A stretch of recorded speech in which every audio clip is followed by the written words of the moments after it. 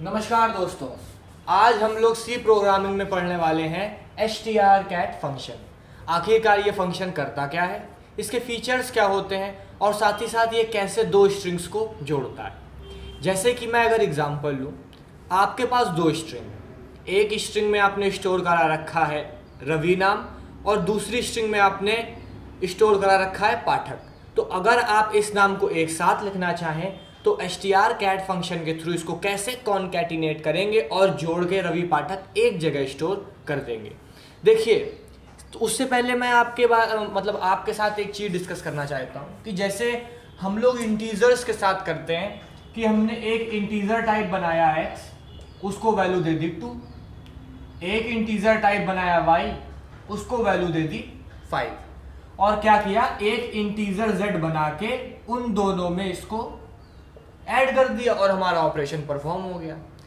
लेकिन अगर हम ऐसा स्ट्रिंग में करना चाहें कि हमने एक स्ट्रिंग बनाई str1, उसके अंदर हमने स्टोर करा दिया abc, और हमने एक स्ट्रिंग और बनाई str2, उसमें हमने स्टोर करा दिया xyz, और अगर हम ये करना चाहें कि इन दोनों स्ट्रिंग को ऐड कर दो str1 प्लस str2 को, और ये दोनों आपस में कंबाइन होके abcxyz हो जाएं, तो ये पॉसिबल नहीं है सी प्रोग्रामिंग के अंदर, ये वर्क नहीं करता है इस तरीके से। तो इस काम को कराया जा सके, इसके लिए हम लोग strcat फंक्शन का इस्तेमाल करते हैं। तो अब इसके बारे में जानते हैं, इससे रिलेटेड प्रोग्राम बनाते हैं और फिर समझते हैं कि strcat किस तरीके से काम करेगा। तो सबसे पहली बात तो हमारे सामने ये आती है, जो हमारा strcat फंक्शन है वो hashtag include hashtag include string.h का है। मतलब अगर हम strcat को यूज करने वाले हैं तो हम लोग को ये हैशटैग इंक्लूड string.h फाइल को अपने पास में इंक्लूड करना पड़ेगा। इसको इंक्लूड किए बिना हम इस फंक्शन को नहीं परफॉर्म कर सकते हैं, लेकिन हमारे कुछ अच्छे कंपाइलर्स हैं, टर्बो C++, ये बिना स्ट्रिंग को यूज़ करे भी आपको काम करने देते हैं। ठीक है, तो अब सबसे पहले हम लोग बात करते हैं सिंटैक्स की कि क्या सिंटैक्स ये फॉलो करता है। तो अगर हम लोग सिंटैक्स देखें तो इसमें सबसे पहले आता है आपका strcat फंक्शन। इसके अंदर जो चीज आती है, पहली होती है डेस्टिनेशन और दूसरा होता है सोर्स। मान लीजिए ये हमारी डेस्टिनेशन है, ये हमारा सोर्स है।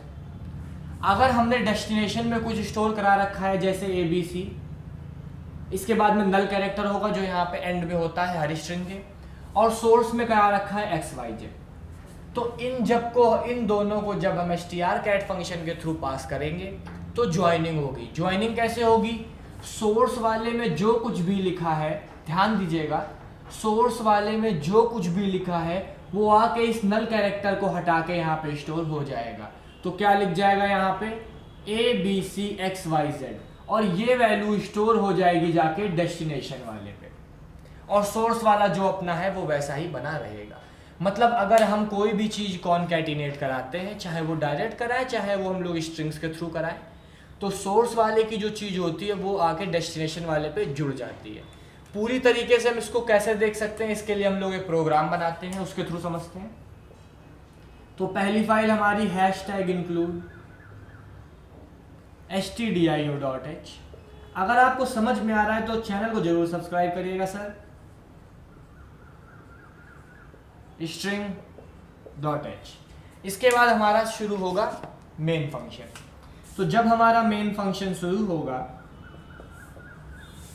तो इसके अंदर हम लोग मान लेते हैं हमारे पास एक स्ट्रिंग है जो कैर है 1D एरे का, जिसको हम लोग ने नेम नाम दे दिया है। इस नेम के अंदर हम लोग ने फीड करा रखा है abc। अब हम लोग str कॉपी के थ्रू एक स्ट्रिंग जो है वो कॉपी कराना चाहते हैं, तो हमने एक फंक्शन चलाया strcat, इसके अंदर डेस्टिनेशन स्ट्रिंग हमारी गई नेम, और हम लोग इसमें कोई भी चीज़ जोड़ना चाहते हैं। जैसे हम लोग abc के साथ जोड़ना चाहते हैं xyz को, तो हम लोग यहाँ पे अगर सिर्फ स्ट्रिंग लिख दें डबल कोर्स में, कोई वेरिएबल नहीं है, ये एक नॉर्मल स्ट्रिंग है, तो ये जो स्ट्रिंग है ये आके इसमें ऐड हो जाएगी। मतलब हमारा नाम जो था वो ABC स्टोर था, उसके बाद नल कैरेक्टर था, ये XYZ आएगा, इस नल वाले को हटाएगा और यहाँ इसके आगे XYZ स्टोर हो जाएगा। ये इस तरीके से काम करेगा।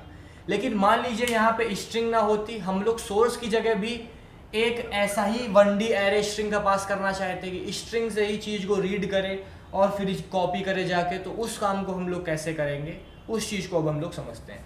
तो हमारी एक हेडर फाइल तो इंक्लूड है, दूसरी और कर लेते हैं stdio। और अब हम लोग समझते हैं जो हम लोग बात कर रहे थे, हमारा मेन फंक्शन। अब देखिए सर, क्या है कि पहली हमारी स्ट्रिंग है char str1 जिसमें लिखा हुआ है ABC।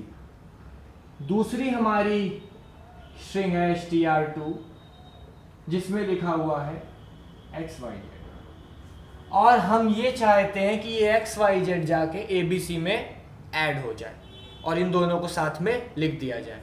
तो हम लोग यहाँ से क्या करेंगे, strcat फंक्शन नॉर्मल तरीके से, इसके बाद str1 स्ट्रिंग, क्योंकि इसमें कॉपी करना है और किससे कॉपी करना है, str2 से, ऐसे लिख देंगे। और जब हम लोग प्रिंट कराएंगे %s str1, तो देखिए जब ये फंक्शन परफॉर्म होगा तो ABC str1 में है, XYZ str2 में है, तो ABC str1 में है, XYZ str2 में है, तो str2 से इसको रीड करेगा XYZ है और नल कैरेक्टर की जगह हटा के यहाँ से इसको स्टोर करा देगा। तो क्या स्टोर हो जाएगा, ABC XYZ। और जब हम इसको प्रिंट कराएंगे तो हमको ये देखने को मिलेगा। तो ये एक प्रोसेस होता है जिससे हम लोग दो स्ट्रिंग्स को एक साथ जोड़कर लिख सकते हैं। आपको ये जरूर समझ में आया होगा, तो प्लीज़ वीडियो को लाइक ज़रूर करिएगा और साथ ही साथ चैनल को जरूर सब्सक्राइब करिएगा। और साथ ही साथ C प्रोग्रामिंग लैंग्वेज की मैंने पूरी प्लेलिस्ट बना रखी है, जिसको आप जाके मेरे चैनल एकांत 360 पर देख सकते हैं। तो मैं हूँ एकांत पाठक, आप देख रहे थे एकांत 360 यूट्यूब चैनल AKANT 360। तो फिर मिलेंगे अगले वीडियो में, तब तक के लिए thank you, have a nice day और इसको नोट डाउन कर लीजिए।